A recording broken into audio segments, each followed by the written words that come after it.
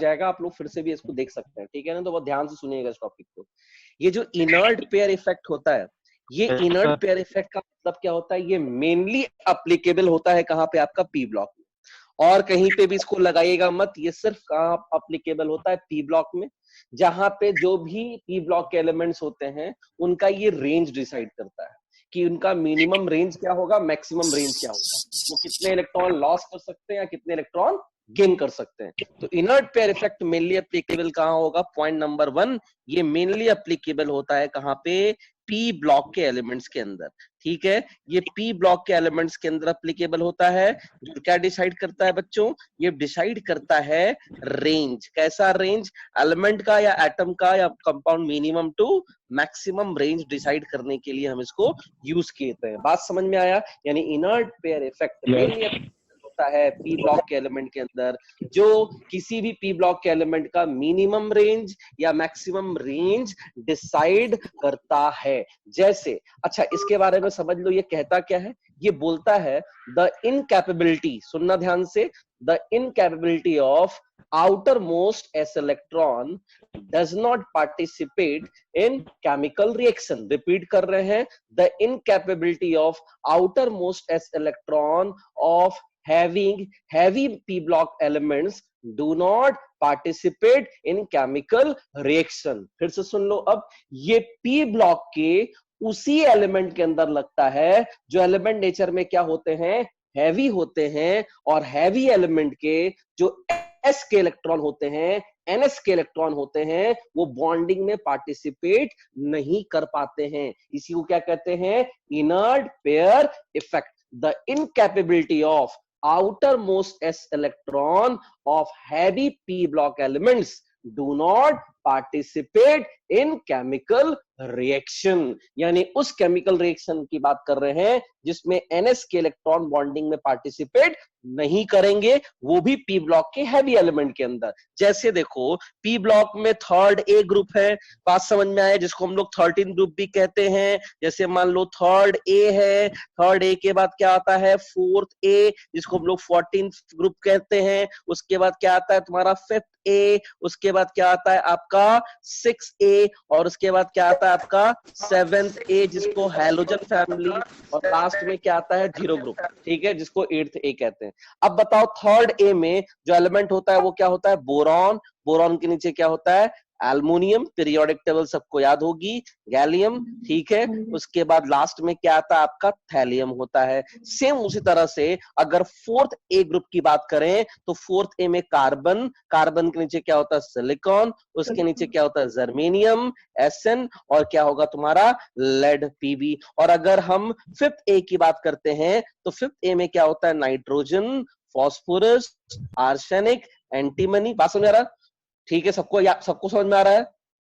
फिर उसके बाद क्या आता है तुम्हारा, बिस्मथ। वैसे ही 6A की बात करेंगे तो ऑक्सीजन, सल्फर, और लास्ट में क्या आता है, पोलोनियम। वैसे ही 7th में fluorine, chlorine, bromine and iodine. उसके नीचे क्या आता है, एक्टिन। अब देखो क्या होगा, इनर्ट पेयर इफेक्ट क्या होता है, the incapability of outer most s electron of heavy P block elements do not participate in chemical reaction. यानी पी ब्लॉक के जो भी हैवी एलिमेंट होंगे, उस हैवी एलिमेंट के एनएस के इलेक्ट्रॉन बॉन्डिंग में पार्टिसिपेट नहीं करेंगे। इसी को क्या कहते हैं, इनर्ट पेयर इफेक्ट। जैसे तुम ध्यान से देखो, बोरॉन फैमिली में सबसे नीचे क्या है आपका, थैलियम, और कार्बन फैमिली में सबसे नीचे क्या है, पीवी यानी लेड, नाइट्रोजन फैमिली में सबसे नीचे क्या है, बिस्मथ, ऑक्सीजन फैमिली में सबसे नीचे क्या है, पोलोनियम, और हैलोजन फैमिली में क्या है तुम्हारा, आयोडीन और एटी। ठीक है, तो देखो यहां से जहां पे हम लास्ट लाइन ड्रॉ कर रहे हैं, ये जो पी ब्लॉक के अपने ग्रुप के सबसे हैवी एलिमेंट होते हैं, और इस पी ब्लॉक के हैवी एलिमेंट के अंदर जो एनएस के इलेक्ट्रॉन होंगे, वो एनएस के इलेक्ट्रॉन जो होंगे वो केमिकल रिएक्शन में पार्टिसिपेट नहीं कर पाएंगे। इसी को हम लोग क्या बोलते हैं, इनर्ट पेयर इफेक्ट कहते हैं। हैं। मेरे ख्याल से इनर्ट पेयर इफेक्ट क्या होता है ये सबको समझ में आ गया होगा। The incapability of outer most s electron heavy P block elements do not participate in chemical reaction. ठीक है, देखो पी ब्लॉक में जो भी ग्रुप नंबर होगा उसके जो लास्ट वाले एलिमेंट होंगे, लास्ट एंड सेकंड लास्ट, उसी के अंदर इनर्ट पेयर इफेक्ट लगेगा। जो सबसे ऊपर वाले एलिमेंट्स होंगे जैसे कार्बन, सिलिकॉन, नाइट्रोजन, फास्फोरस और ऑक्सीजन, सल्फर, फ्लोरीन, क्लोरीन, ये पी ब्लॉक के अपने हैवी एलिमेंट नहीं होंगे।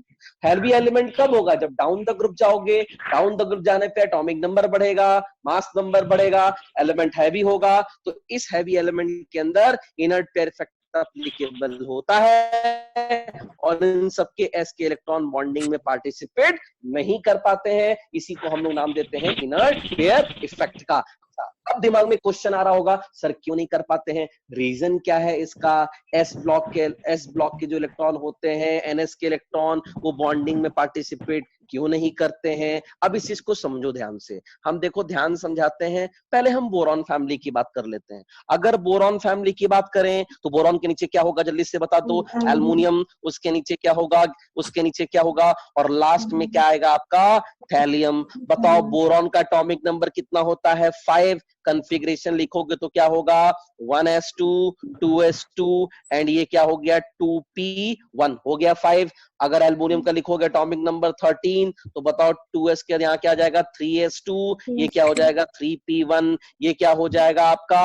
4s2, ये क्या हो जाएगा? 4p1, ये क्या होगा आपका? 5s2 एंड 5p1, और ये क्या होगा? 6s2 and 6p1। अब ध्यान से सोचिएगा, ध्यान से, बहुत आराम सोचिएगा। यानी पी ब्लॉक के हैवी एलिमेंट के अंदर इनर्ट पेयर इफेक्ट एप्लीकेबल होता है। अगर इस ग्रुप का हम पूछे कि मैक्सिमम रेंज क्या होगा, तो ध्यान से सुनना, ध्यान से एकदम सुनना। मैक्सिमम रेंज क्या होता है? जो एलिमेंट का ग्रुप नंबर होता है वही उसका मैक्सिमम रेंज होता है। यानी group number is equal to क्या होगा? इसका मैक्सिमम रेंज होता है। तो ग्रुप नंबर बताओ, बोरॉन किस ग्रुप का है? 3rd ए ग्रुप का है। तो बोरॉन फैमिली का मैक्सिमम कितना होगा?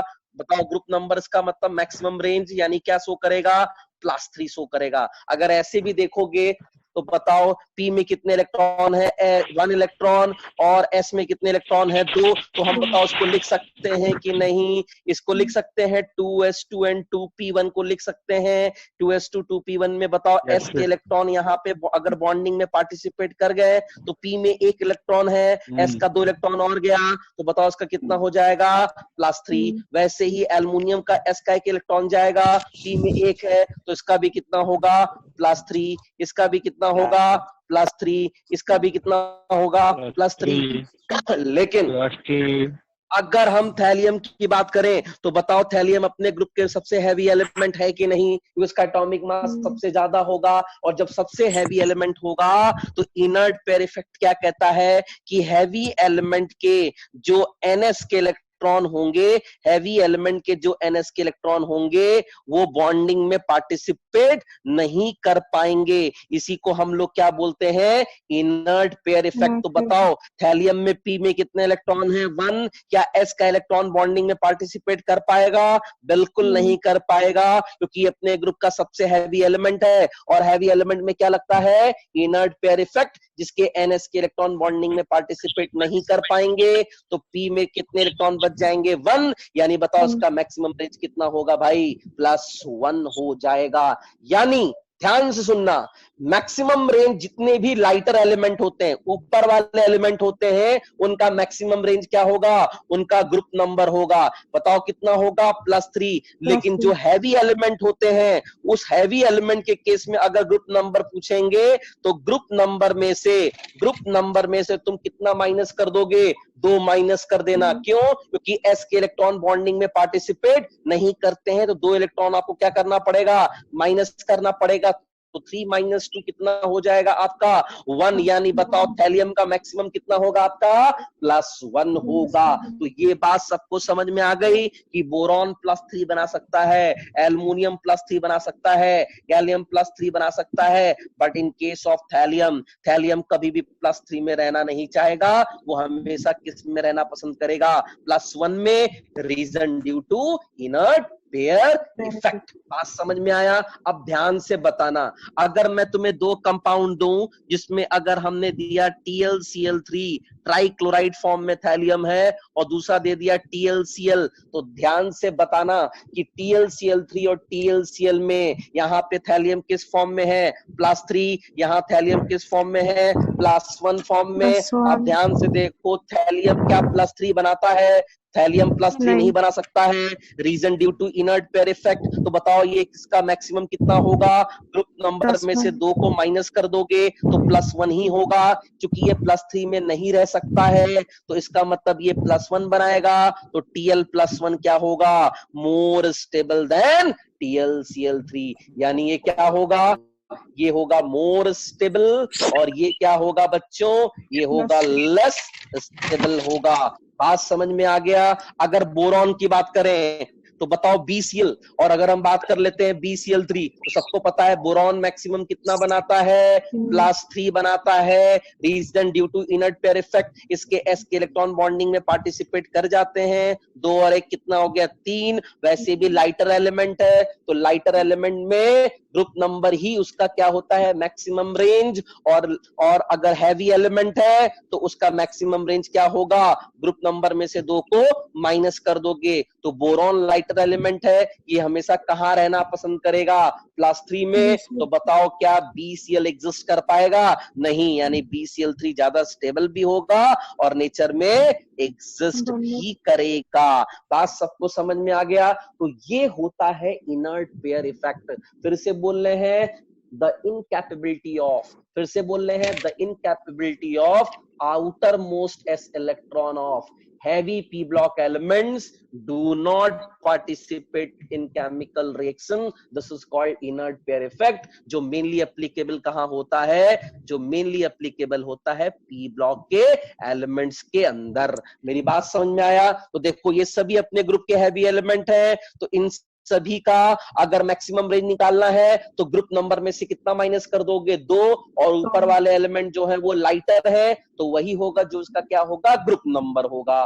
फिर से देख लो आगे और भी एग्जांपल पे चलते हैं। अगर हम कार्बन फैमिली की बात करते हैं तो बताओ कार्बन के नीचे क्या है? सिलिकॉन। बताओ सिलिकॉन के नीचे क्या होगा? जर्मेनियम। उसके नीचे क्या होगा? Sn। और लास्ट में क्या होगा? लेड होगा। कार्बन का एटॉमिक नंबर सबको पता है 6। इलेक्ट्रॉनिक कॉन्फ़िगरेशन लिखोगे अब्बा प्रिंसिपल के अकॉर्डिंग तो 1s2 2s2 2p कितना हो गया? 2। बताओ सिलिकॉन का 14 होता है तो 2 की जगह कितना हो जाएगा? 3s2 and 3p2। इसका क्या होगा आपका? 4s2 एंड क्या होगा? ये 4p2। ये क्या होगा आपका? 5s2 and 5p2। और ये क्या होगा आपका? 6s2 and 6p। कितना हो गया आपका? 2। अब ध्यान से देखिए, बताइए ध्यान से, इस ग्रुप में सबसे हैवी एलिमेंट कौन है? बताओ लेड ही तो होगा। तो बताओ जब इस ग्रुप का सबसे हैवी एलिमेंट लेड है तो क्या इसके जो ns के इलेक्ट्रॉन होंगे वो क्या बॉन्डिंग में पार्टिसिपेट कर पाएंगे? बिल्कुल नहीं कर पाएंगे। तो बताओ p में कितने इलेक्ट्रॉन है? 2। तो बताओ लेड का मैक्सिमम कितना होगा? +2 होगा। बताओ कार्बन क्या अपने ग्रुप का हैवी एलिमेंट है? नहीं, लाइटर एलिमेंट है तो इसके s के इलेक्ट्रॉन बॉन्डिंग में पार्टिसिपेट कर जाएंगे। तो 2 और 2 कितना हो गया? +4। ये भी कितना बनाएगा? +4। ये भी कितना बनाएगा? +4। क्योंकि लाइटर एलिमेंट के केस में जो ग्रुप नंबर होता है, जो ग्रुप नंबर होता है वही क्या होता है? उसका मैक्सिमम रेंज। बट जो हैवी एलिमेंट होते हैं, हैवी एलिमेंट में ग्रुप नंबर में से हम क्या माइनस कर देते हैं? 2। तो बताओ अगर हम Sn की बात करें तो लेड और Sn में क्या लगेगा? Inert pair effect. तो बताओ लेड का मैक्सिमम कितना होगा? +2। और Sn का भी कितना होगा? +2 भी बना सकता है। हाँ, ये +4 भी बना सकता है। पूछो क्यों? बताओ इस ग्रुप में सबसे हैवी एलिमेंट कौन है? लेड है। तो इसके तो s के इलेक्ट्रॉन कभी भी बॉन्डिंग में नहीं जा पाएंगे, लेकिन s के इलेक्ट्रॉन जा भी सकता है और नहीं भी जा सकता है, क्योंकि कुछ इनर्ट पेयर इफेक्ट इसमें भी लगेगा, क्योंकि ये भी अपने ग्रुप का हैवी एलिमेंट है बट लेड से कम है, इसलिए p में 2 इलेक्ट्रॉन तो रहेगा ही रहेगा। और अगर s का इलेक्ट्रॉन चला जाता है तो Sn +4 भी बना सकता है और 2 भी बना सकता है। तो अब ध्यान से बताना कि कार्बन फैमिली की अगर हम बात करते हैं, ध्यान सुनना, कार्बन फैमिली की बात करते हैं और तुमसे क्वेश्चन पूछ दिया PbCl2, ध्यान से सुनना, क्वेश्चन क्या पूछ रहा है, PbCl2, और दूसरा क्वेश्चन दे दिया PbCl4। PbCl2 को क्या बोलते हैं, जल्दी से बता दो, इसका नाम होता है प्लम्बस क्लोराइड। इसका नाम क्या होता है, प्लम्बस क्लोराइड, और इसका नाम क्या होता है, प्लम्बिक क्लोराइड। तो बताओ प्लम्बस क्लोराइड में लेड किस फॉर्म में है, +2, इसमें किस फॉर्म में है, +4। बताओ इनर्ट पेयर इफेक्ट के अकॉर्डिंग क्या लेड +4 जाएगा, नहीं ना, लेड का मैक्सिमम कितना होगा, +2, ये +2 में ही क्या रहना चाहेगा, स्टेबल। तो हम बोल सकते हैं ना कि PbCl2 more stable then, sorry, PbCl2 more stable than PbCl4, reason due to inert pair effect। बात समझ में आई? अब इस चीज को समझाते हैं। हेलो हेलो हेलो, हाँ जी बताइए सर बोल रहे थे सर इंडियम में क्या होगा, सर इंडियम होगा कि नहीं इसमें? चार, हाँ इंडियम में भी लगेगा, इंडियम में भी लगेगा, बट थैलियम के कंपेयर में कम लगेगा, ये याद रखिएगा। इंडियम जो है वो +3 में भी एग्जिस्ट कर सकता है, +1 में भी, लेकिन हर एक ग्रुप का लास्ट वाला जो एलिमेंट होगा, हर एक ग्रुप का लास्ट वाला एलिमेंट होगा, वो हमेशा अपने मिनिमम पर ही स्टेबल रहना चाहेगा। हर एक ग्रुप के लास्ट वाले एलिमेंट में सबसे ज्यादा इनर्ट पेयर इफेक्ट लगेगा, क्योंकि वो सबसे ज्यादा नेचर में क्या होगा, हैवी। कार्बन फैमिली में सबसे ज्यादा लेड में लगेगा, बोरॉन फैमिली में सबसे ज्यादा किस में लगेगा, थैलियम में। बात समझ में आ गया? अब ध्यान सुनो, बहुत आराम से सुनना एकदम चीजों को। अब तुम बोलोगे ठीक है सर, Pb+2 हमेशा ज्यादा स्टेबल होगा किससे, Pb+2 मोर स्टेबल होगा Pb+4 से। ठीक है, अगर हम मान लो तुमसे क्वेश्चन पूछ दिए PbO और बोल दिए PbO2, तो बताओ PbO में P का Pb कितना होगा, +2, ये क्या होगा, +4। कौन स्टेबल होगा, Pb+2 मोर स्टेबल देन Pb+4।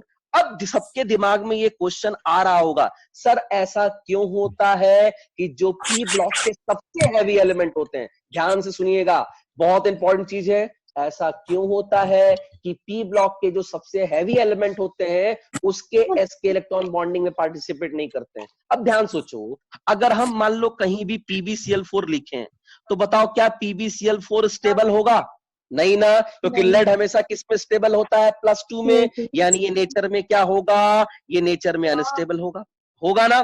तो बताओ जब ये अनस्टेबल होगा तो कहां जाएगा, स्टेबिलिटी की तरफ।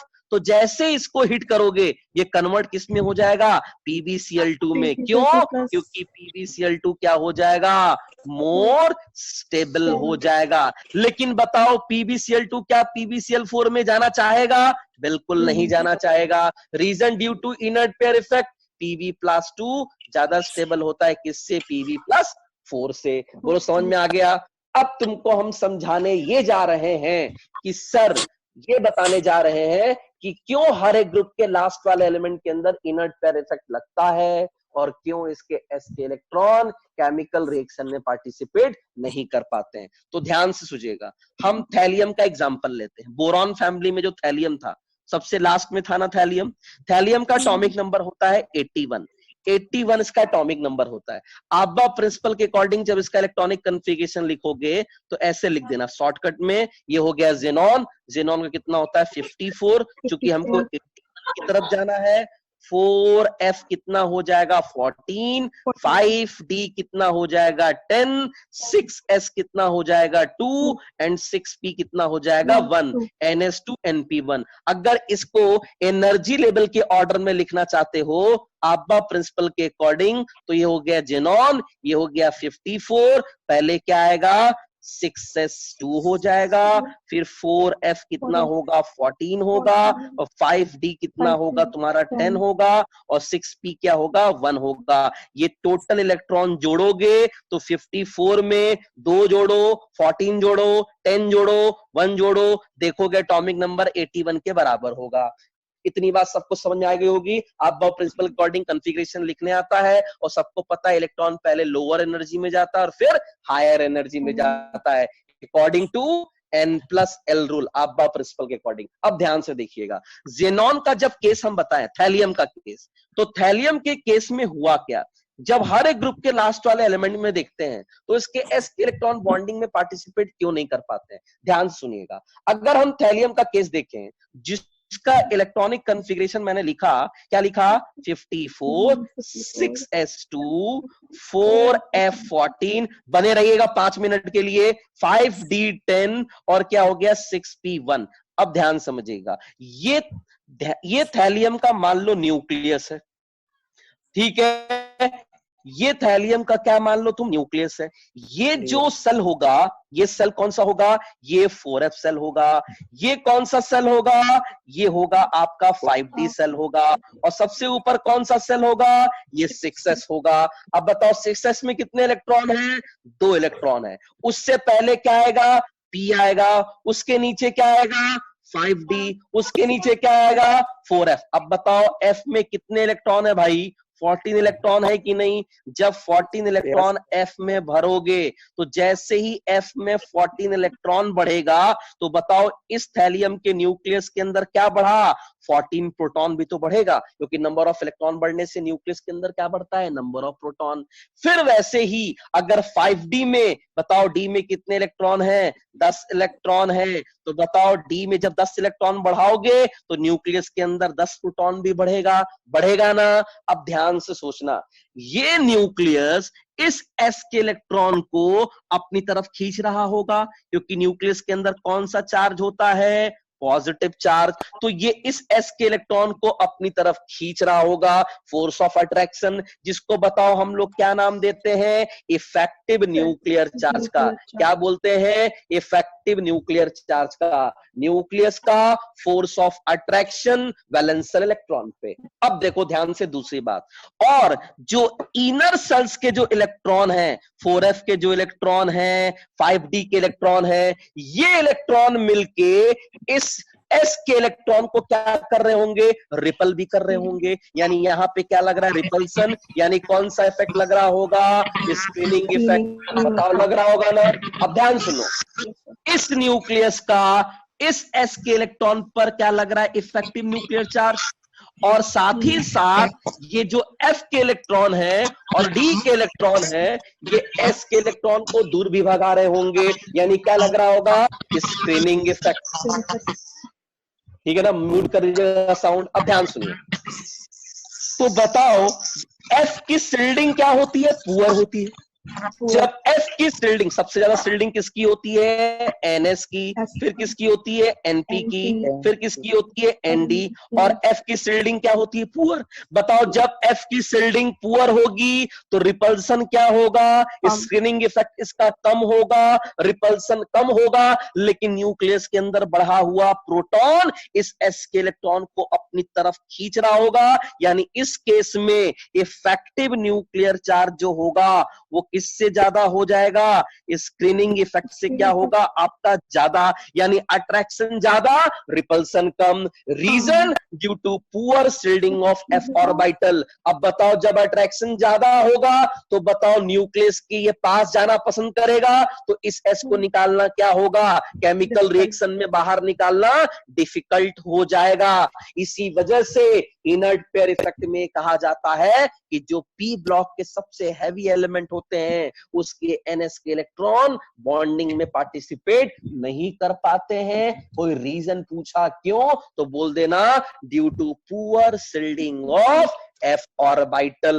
f ऑर्बिटल की shielding poor, effective nuclear charge ज्यादा तेजी से खींचेगा, s को केमिकल रिएक्शन में जाना लगभग इम्पॉसिबल हो जाएगा। इसी को कहते हैं हम लोग क्या, इनर्ट पेयर इफेक्ट। और ये कहता क्या है, the incapability of outer most s electron, heavy element के, ठीक है, p ब्लॉक के हैवी एलिमेंट के आउटर मोस्ट के s के इलेक्ट्रॉन केमिकल रिएक्शन में पार्टिसिपेट नहीं कर पाते हैं। Reason due to inert pair effect और poor shielding of f orbital. बात समझ में आया। इसलिए हर एक ग्रुप के लास्ट वाले एलिमेंट अगर तुम्हें रेंज निकालना है तो ग्रुप नंबर में से बताओ कितना माइनस कर दोगे, ग्रुप नंबर में s के इलेक्ट्रॉन को माइनस कर देना। ठीक है, ये मेरे ख्याल से सबको समझ में आ गया होगा कि इनर्ट पेयर इफेक्ट होता क्या है और कहां पे एप्लीकेबल होता है। अब आपसे क्वेश्चन पूछता हूं, अगर नाइट्रोजन फैमिली की बात करें तो नाइट्रोजन के नीचे क्या होगा, फास्फोरस, उसके बाद आर्सेनिक, उसके बाद क्या होगा, एंटीमनी, और उसके नीचे क्या होगा, बिस्मथ। बताओ इसका एटॉमिक नंबर कितना होता है? 7। जब इसका एटॉमिक नंबर 7 लिखोगे तो कॉन्फ़िगरेशन क्या होगा? 1s2 2s2 और ये क्या होगा? 2p3। ये क्या होगा? 3s2 3p3। ये क्या होगा बच्चों? ये होगा 4s2 4p3 और ये क्या होगा?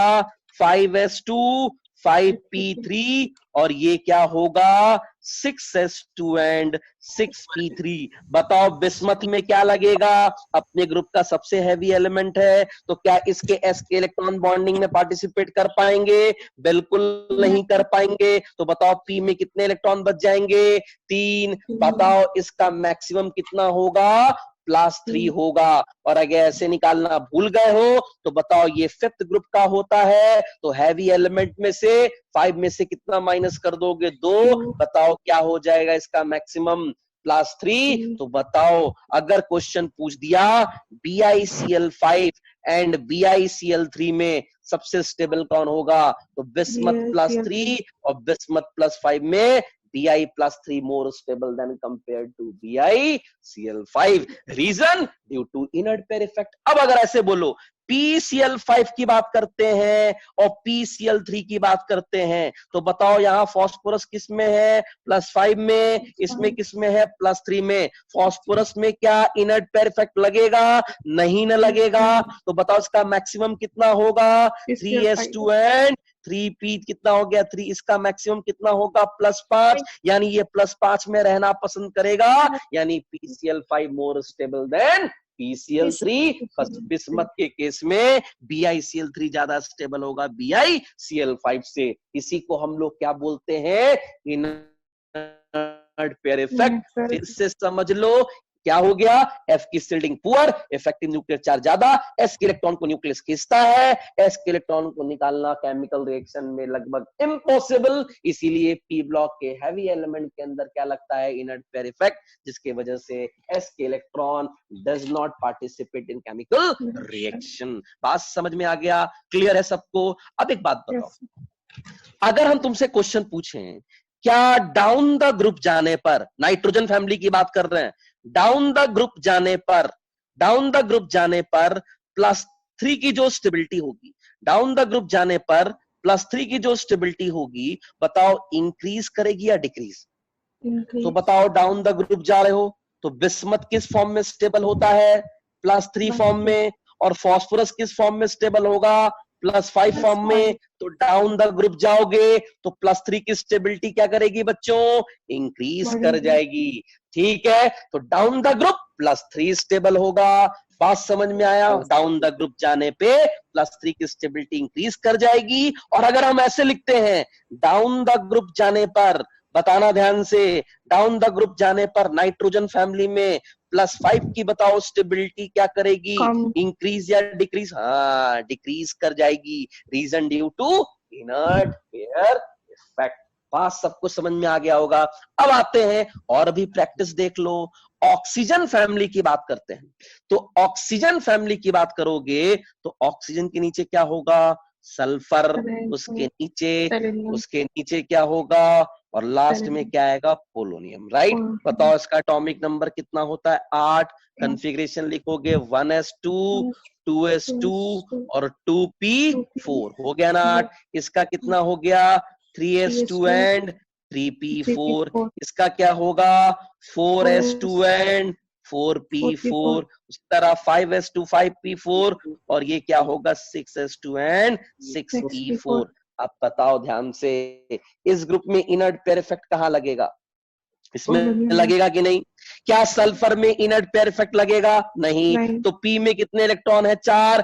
S के 2 इलेक्ट्रॉन और बॉन्डिंग में पार्टिसिपेट कर जाएंगे, तो मैक्सिमम कितना बनाएगा? 6। ये भी कितना बनाएगा? 6। बट पोलोनियम में क्या S के इलेक्ट्रॉन बॉन्डिंग में पार्टिसिपेट कर पाएंगे? नहीं। तो इसका मतलब मैक्सिमम कितना रहेगा? +4। यानी पोलोनियम +4 बना सकता है, लेकिन पोलोनियम कभी भी +6 नहीं बना पाएगा। ठीक है, इवन ये भी याद रखना कि पोलोनियम +4 के साथ साथ +2 में भी एग्जिस्ट करता है, ध्यान समझना, लेकिन पोलोनियम कभी +6 नहीं बना पाएगा। अब क्वेश्चन बताओ, अगर हम ऐसे लिख दिए पोलोनियम Cl4 और पोलोनियम का Cl6 कर रहे हैं, तो बताओ ये +4 फॉर्म में, ये +6 फॉर्म में, स्टेबल कौन होगा? +4 वाला स्टेबल होगा कि नहीं? क्योंकि +6 तो एग्जिस्ट करेगा नहीं, reason due to inert pair effect. बात सबको समझ में आ गई होगी। अब बताओ सल्फर का मैक्सिमम कितना होता है? 6। तो अगर मान लो क्वेश्चन आ गया कि SF6 और SF4 में ज्यादा स्टेबल कौन होगा, तो बताओ सल्फर, बताओ इस किसमें, यहाँ पे +6 में और यहाँ किसमें है +4 में, बताओ सल्फर कहाँ रहना पसंद करेगा? अपने मैक्सिमम ऑक्सीडेशन नंबर पे रहना पसंद करेगा कि नहीं? तो बताओ कौन ज्यादा स्टेबल होगा? SF6 more stable than compare to SF4, reason due to inert pair effect. बात सबको समझ में आ गई होगी। लास्ट, अब ध्यान से सुनो कॉन्सेप्ट को। इतना सबको समझ में आ गया? रिपीट कर दूं? रिपीट ये कर रहा हूं, the incapability of outer most s electron of heavy p block elements do not participate in chemical reaction. ठीक है, इसी को कहते हैं इनर्ट पेयर इफेक्ट। जितने भी हैवी एलिमेंट होंगे, तो हैवी एलिमेंट के केस में ऑक्सीडेशन नंबर उसका ग्रुप नंबर होगा, और जो लाइटर एलिमेंट होंगे, सॉरी, ग्रुप नंबर में से 2 को माइनस कर देना, हैवी एलिमेंट में और लाइटर एलिमेंट में जो ग्रुप नंबर होगा वही उसका ऑक्सीडेशन नंबर कहलाता है। बात समझ में आ गया? अब एक बात बताओ, अगर SO2 की बात करते हैं, तो बताओ SO2 में सल्फर किस फॉर्म में है? +4 होगा कि नहीं?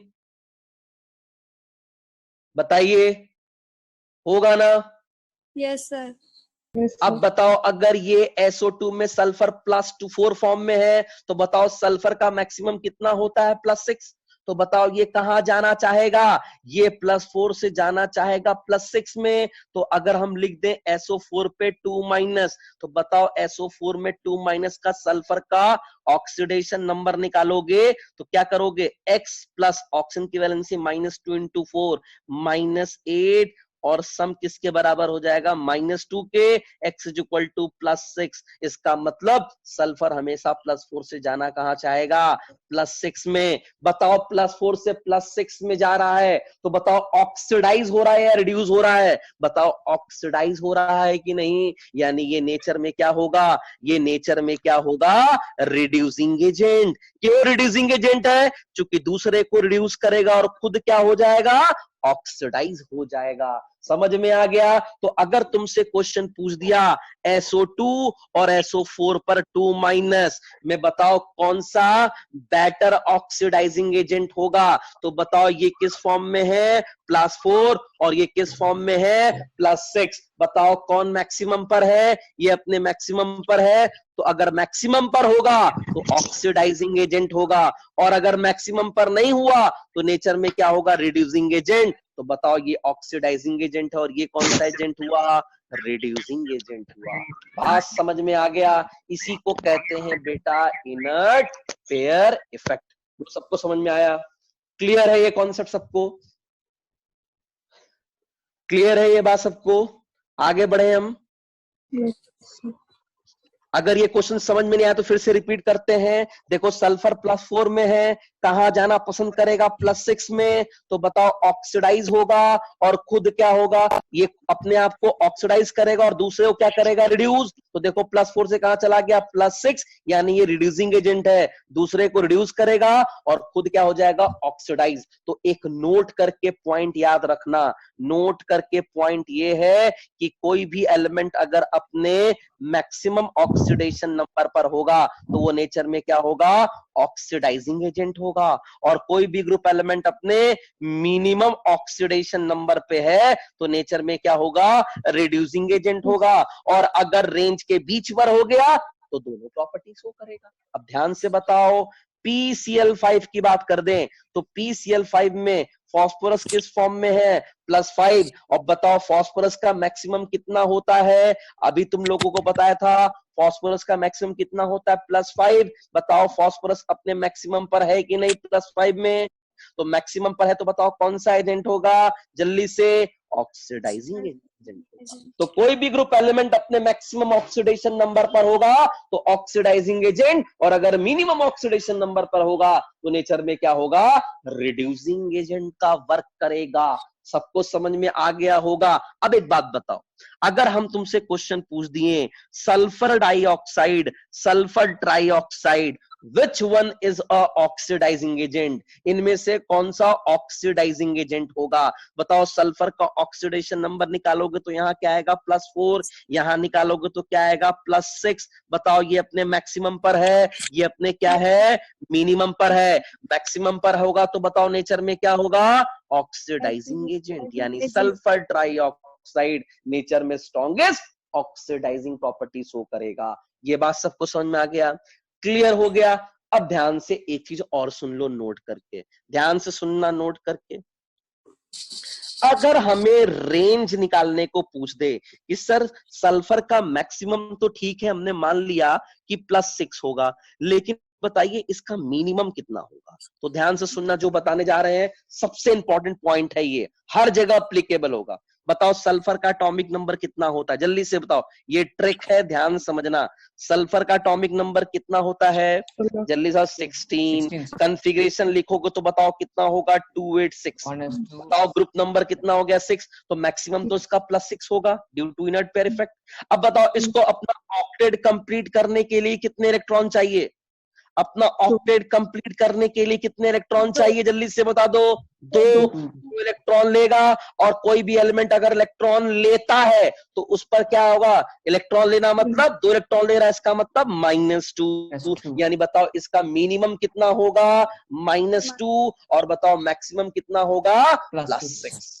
यानी इस रेंज के अंदर -2 से +6 के रेंज के अंदर होगा। -3 अगर आ गया तो एग्जिस्ट नहीं करेगा, +6 से +7 चला गया तो एग्जिस्ट नहीं करेगा, रेंज के अंदर होगा तो एग्जिस्ट करेगा। जैसे -2 है, +6 है, अगर हमने बोल दिया +4 तो बताओ रेंज के अंदर है, एग्जिस्ट करेगा, लेकिन रेंज के बाहर गया, एग्जिस्ट नहीं करेगा। अब ध्यान से बताइएगा, अगर मान लो क्वेश्चन पूछ दिया H2S, ध्यान समझना, और दूसरा ऑप्शन दे दिया SO2, तीसरा ऑप्शन दे दिया SO3, और क्वेश्चन पूछ रहा है order of oxidising agent, oxidising agent का ऑर्डर पूछ रहा है, तो सबसे पहले ऑक्सीडेशन नंबर निकाल लो। बताओ इसमें सल्फर किस फॉर्म में होगा, +6, इसमें किस फॉर्म में होगा, +4। अब बताओ हाइड्रोजन कितना होता है, 1, तो 1 × 2 + x = 0, तो ये कितना हो जाएगा, -2 होगा ना।